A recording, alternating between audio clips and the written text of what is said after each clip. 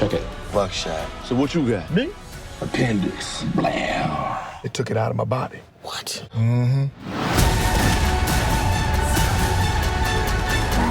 You okay, Keanu? Keanu! Here, kitty, kitty! See what we got here. What is this? Oh, this my shit right here.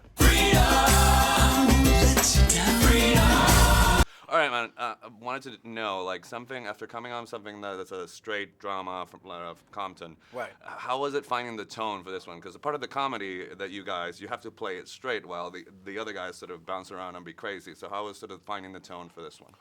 Well, the great thing about being an actor is that you get to work with so many different people and personalities.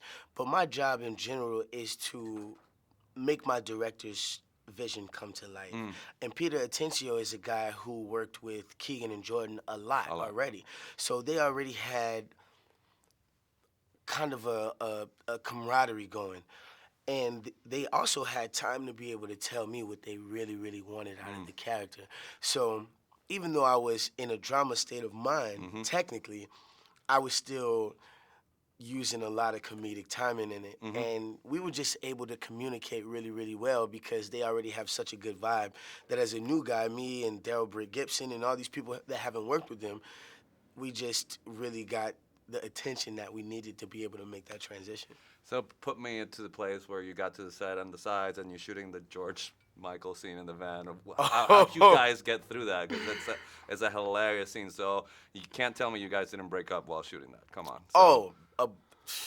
He got me 2 or 3 times that I can count for sure.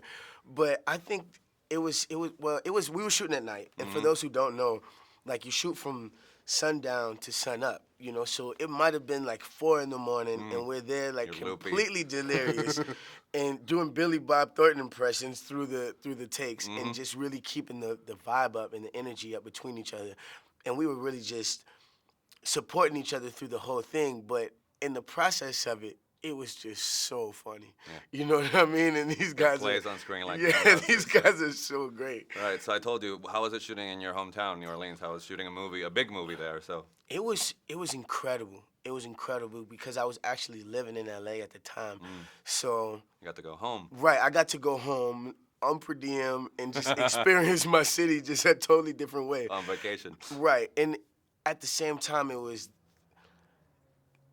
before Compton came out, so it was also my city and my friends and my family seeing me make that transition. Like, wow, this is really happening. You're a working actor, yeah. Exactly. You know, they were like, wow, this is really, really happening for me. So Peel said something interesting that says that with your friends, doesn't matter how badass you are, your nerdy side always comes out. So what's a nerdy thing about you that only your friends know?